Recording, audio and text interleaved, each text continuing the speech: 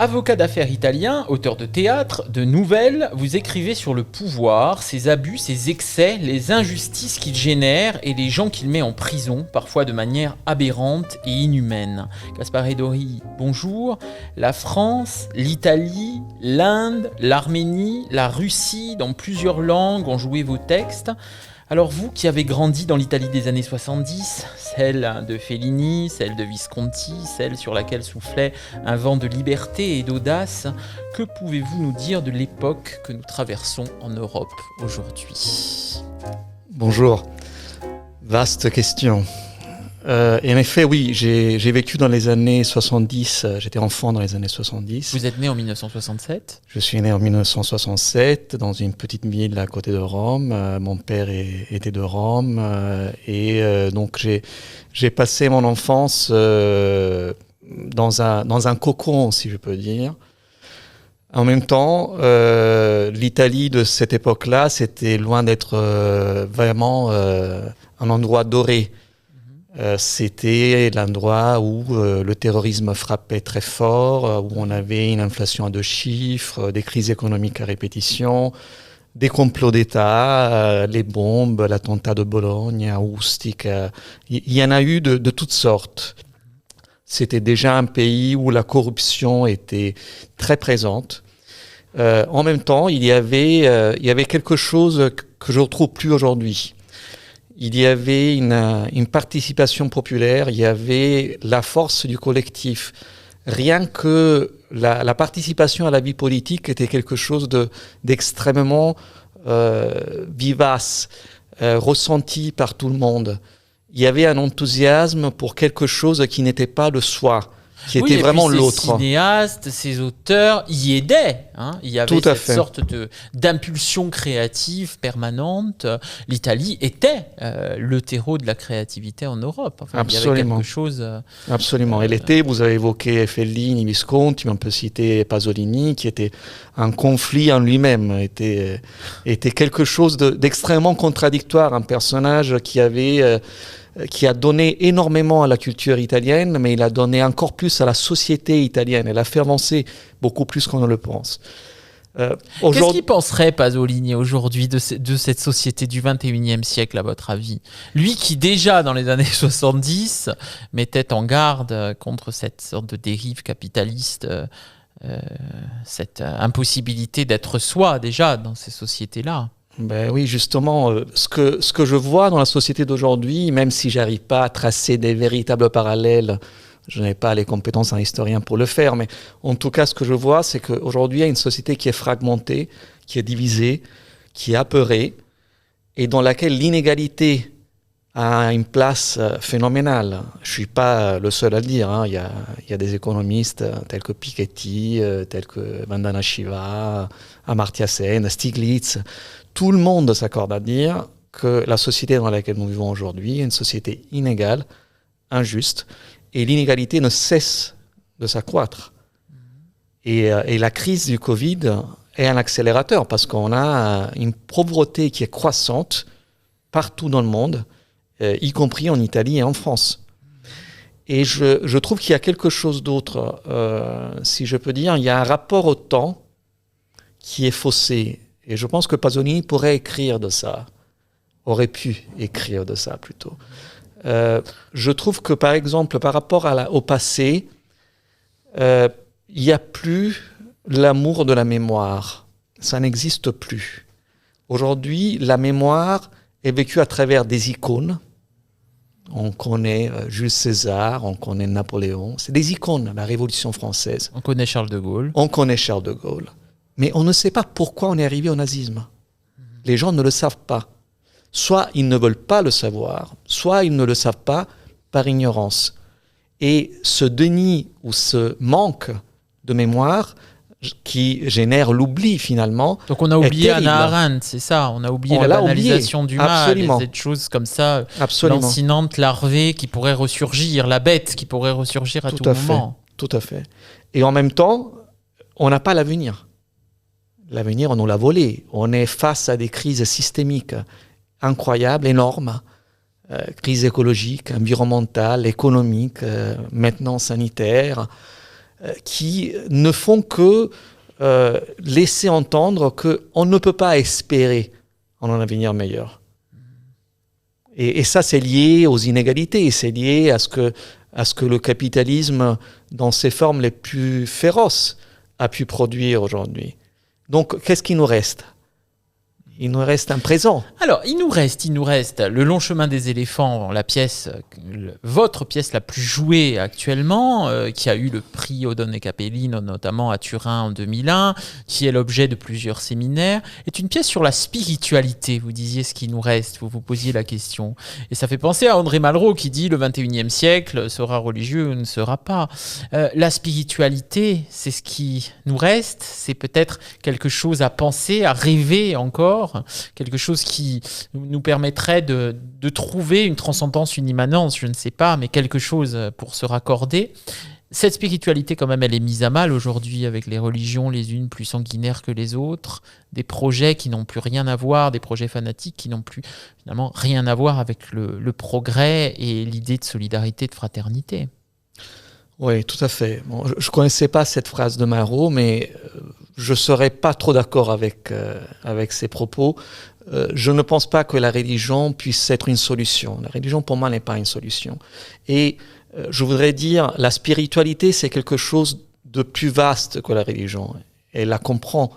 Mais il ne disait pas que c'était une solution. Il disait qu'on allait de plus en plus vers une spiritualisation de nos sociétés. Je ne pense pas.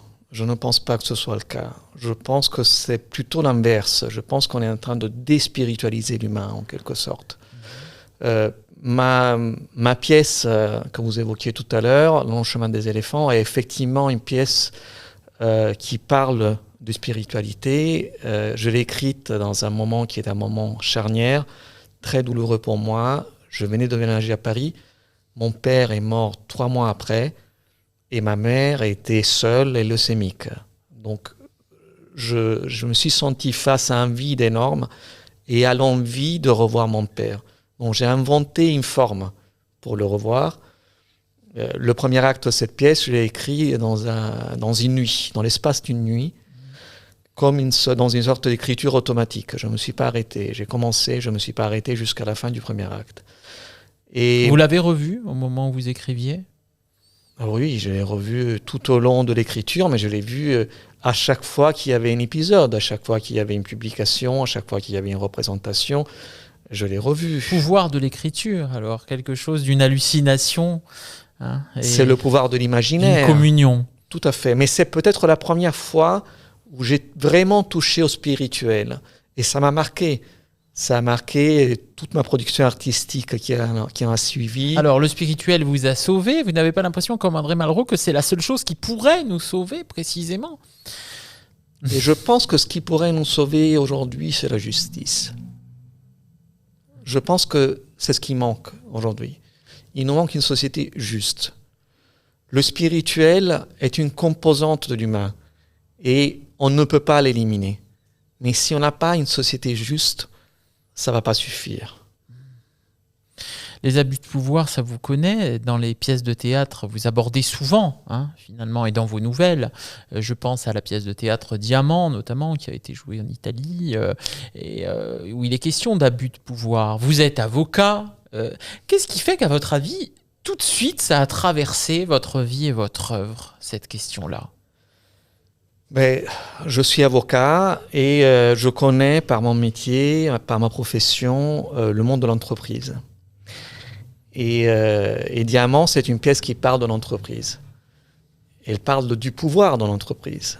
Mais c'est plus vaste, c'est plus ample que ça. C'est le pouvoir qui est exercé par un employé qui est à un niveau infiniment plus élevé qu'un autre et qui profite de cette différence pour écraser l'autre. Oui.